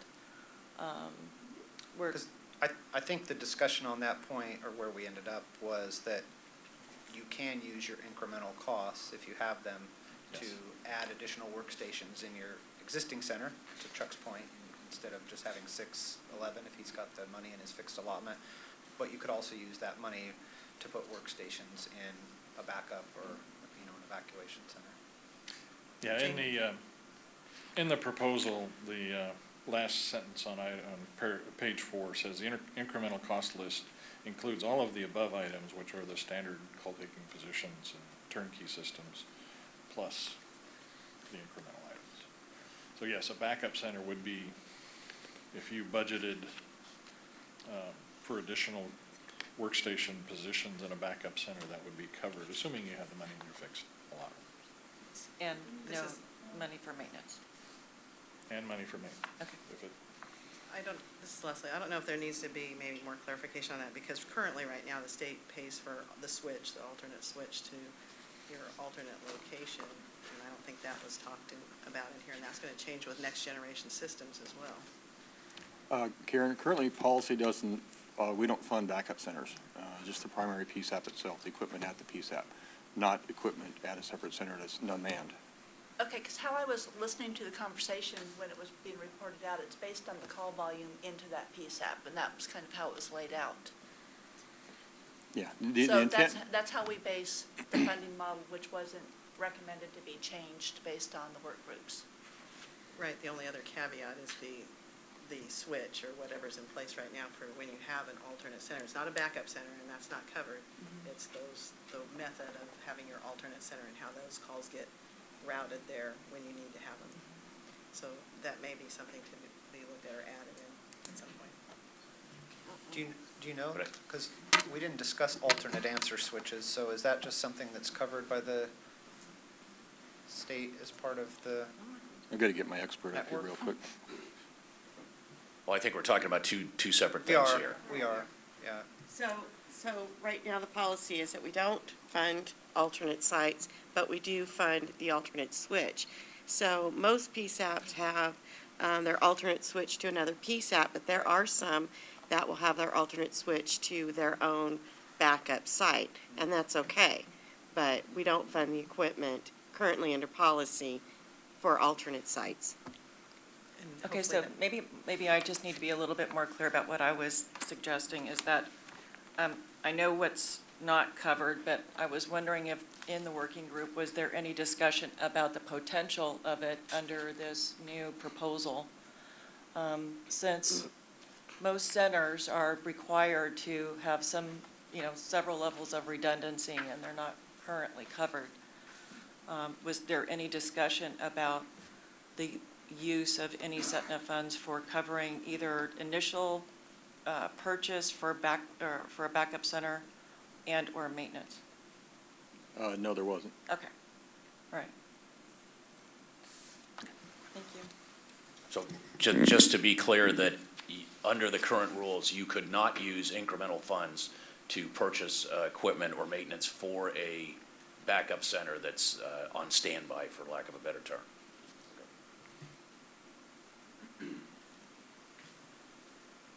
Okay, is there additional comments, questions?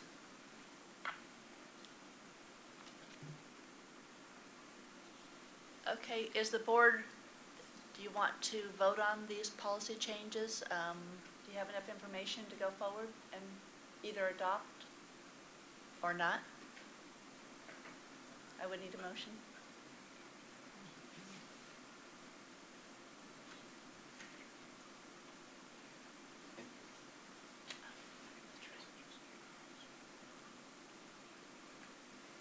We have a technical issue. We can vote on concept and have the final vote at the next meeting, because this was not posted 10 days before, so everyone would know what we would be voting on. So I think we can vote on concept, or we can just not even have a vote and conceptually say this is a good idea. We'll bring it back to the next meeting to vote. Madam Chair, I'd make a motion that you calendar this for a vote at the next meeting. I'll second that. I think that there is going to be some feedback from the PSAPs on this as well. So, does the 911 branch want to weigh in on that at all in terms of a timeline, if the next vote isn't until, or if a vote on this isn't until May, and how that might impact a transition plan? Well, if there's no vote, then everything stays status quo, and we just Sure. continue on as we are now. Naturally, we'd like to see these move along as quick as possible, so I don't know if there's anything we can do to speed up the process to get a vote at an earlier time. For clarification, as much as I'd like to see this body have to approve this, I don't believe we have to approve it. I think it's within the authority of Karen to approve the guidelines. This recommendation has come forward from LRPC.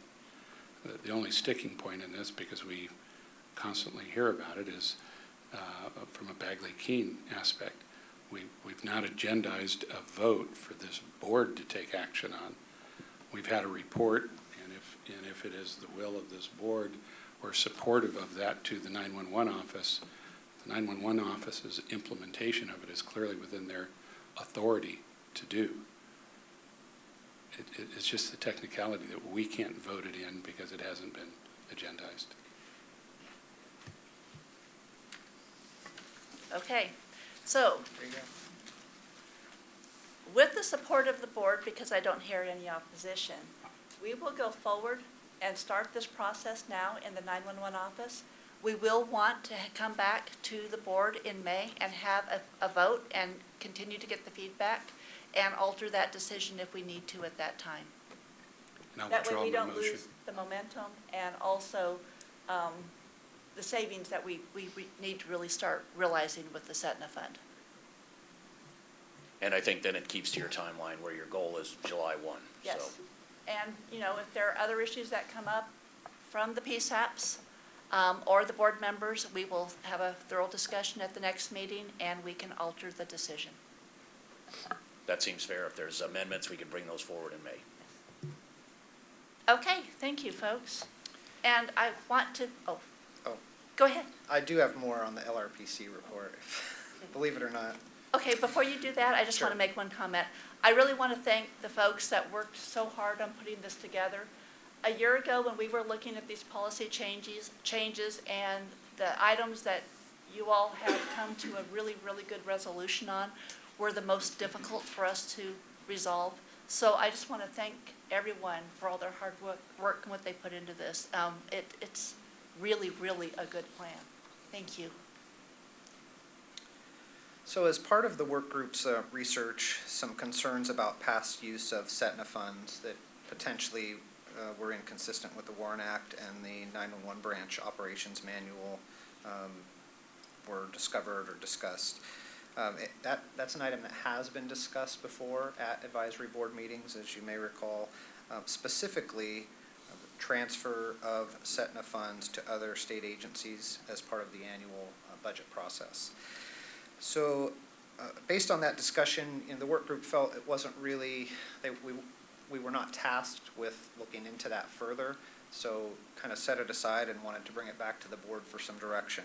We discussed it also yesterday, and the LRPC recommendation is that the advisory board direct that the work group stay together and conduct further research to evaluate the past expenditures and to provide a report back to the advisory board through the LRPC with recommendations for protecting the Setna in the future. Because otherwise, and kind of a question of, that goes hand in hand with that, do we want the work group to continue to exist? Initially, this report completes the assignment that was given to that group, but Well, actually, you're not quite done yet because we can't vote on it until next. I understand. We don't have any meetings scheduled or no future action. Absent the board, giving direction to that work group to go back and make changes, we had not had plans to meet again. We also have the issue of one of the members has retired and needs to be replaced, the large PSAP representative. And whether or not we do that. Aside from that issue, this is How a we do pretty quality group. I'd like to see them stay together. There's a lot of talented people in this group.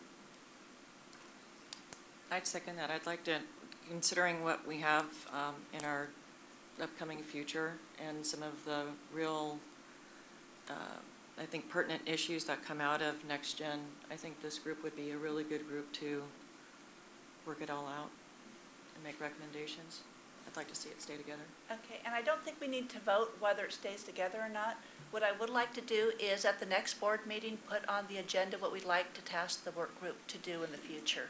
And so that way there's a real focus and it's not kind of scattershot, but it's really what the board wants the group to be going forward. So if that works for everyone, that way the group stays together, the next meeting we will have some additional assignments that would go toward the work group. Because I agree, I think it is a really good work group, and I think it's well attended, and we have the right people on there. How would you like to replace Danita Crumbach? I would like to have a recommendation at the next board meeting of who could replace for a larger PSAP representative. And the one other discussion that we had on Danita's replacement was, if we were missing anything in the work group, it kind of came out yesterday, it might be the extra large PSAP point of view. We ended up getting that yesterday at the LRPC, so potentially, maybe we classify that as still the large PSAP, but preference be given to an extra large PSAP if there's anyone interested. I know that we're limited on how many of those there are, but if someone's interested from one of those, their input would probably be beneficial. The working group through the LRPC.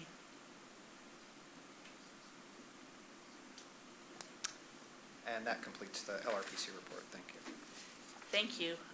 And also, I want to comment on the LRPC. We have made so much progress by having that group in place and formalized. So I want to thank everyone with that. I look at us where we're at this year and where we were a year ago, and it's pretty amazing. I think we've made some really good advancements. So thank you.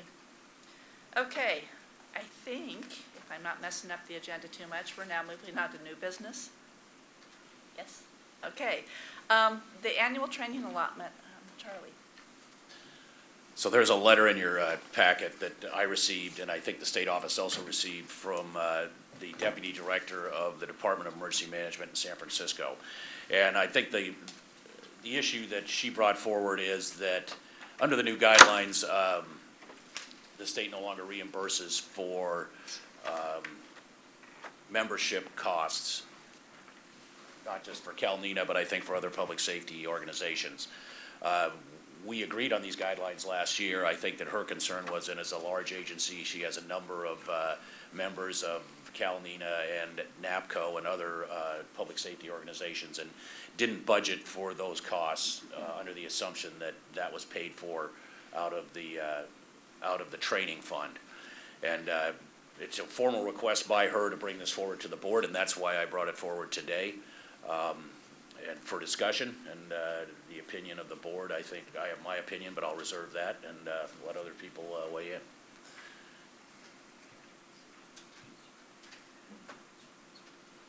Is there any discussion on the letter? Well, I guess I'll chip in here. As a representative of APCO, I think specifically in the past, NENA has been allotted that privilege of their membership dues when it was the training allotment was specific for NENA. If we were to approve allowing membership dues, then we would have to be very careful about specifying which agencies or which associations these go from and how many per PSAP. I could spend $3,000 just in memberships very easily. So I think it could be opening a can of worms and really reducing the amount of effective use of training funds for NENA membership or membership to an association, regardless of which one.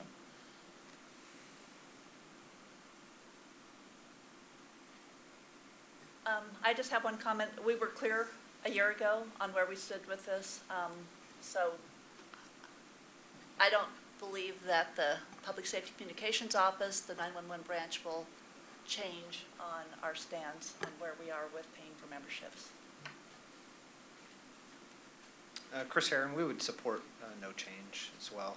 I think when we changed it last year to the annual training allotment instead of the NENA allotment, the intent was to have those funds cover training, and that's why membership was deleted. So.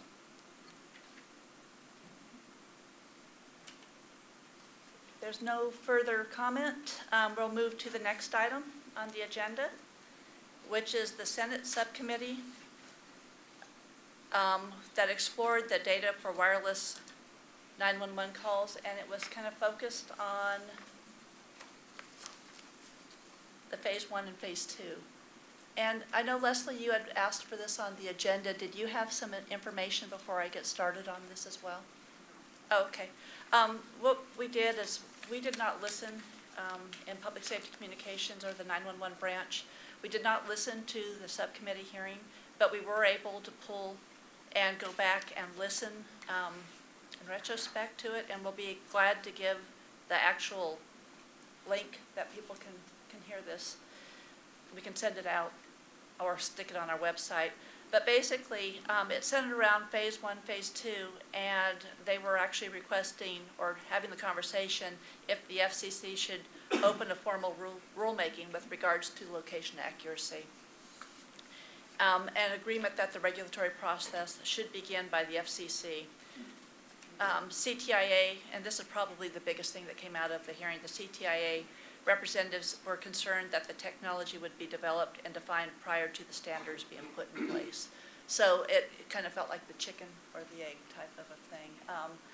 So there was no decisions really if the FCC would go forward with the rulemaking. It was just to, again, have a discussion of what the FCC would be doing at the congressional level. They talked about the location challenges in buildings, which is a very huge location challenge for our larger cities, and also in the rural areas. But again, it was more of a discussion on the need for the phase 2 accuracy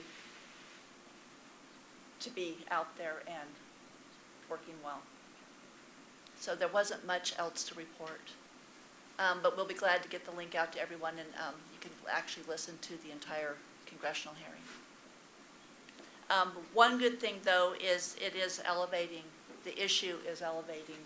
The fact that they had a hearing on this is really good. And so it's made the point on how important getting phase 2 accuracy out for our 911 calls. It's going to be extremely important as we go with text to 911 and start with next gen 911. Did anybody have any questions or comments? Okay, I think we already have a couple of agenda items for our next meeting, and that is to vote on the proposed policy changes. Did any of the board members have any other agenda items for future meetings? We will be working on getting the information security officer at the next meeting. I'm hopeful that that will work. I've already had a conversation. I think we can get that, make that happen. Any other items? Okay, were there any announcements? With no announcements, are there any public comments? And no public comments. Okay, we're going to now be addressing the closed session pursuant to Government Code Section 11126.18, subsection C, of the detailed information on outages. Do I have a motion for the closed session? Second? Second. All in favor? Okay, we will now at this point go into our closed session. I'd like to ask the public to leave the room for approximately 10 to 15 minutes.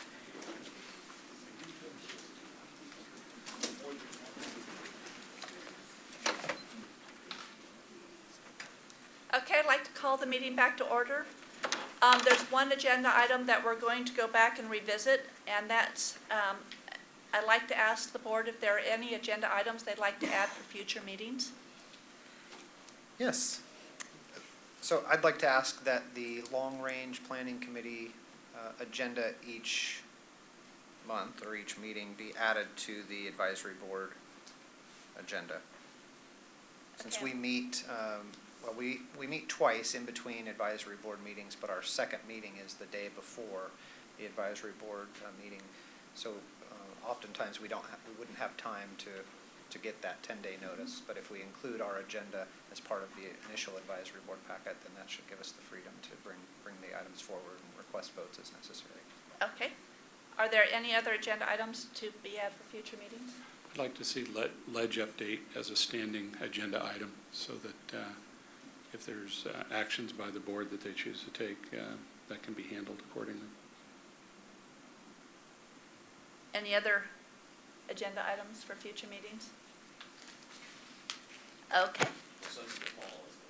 Yes, and definitely send them to Paul as they come up, because even though we add them here, we can always add them in the future, as long as it's prior to 10 days. And with that, I'd like to thank everybody for the meeting today, and the meeting is now adjourned.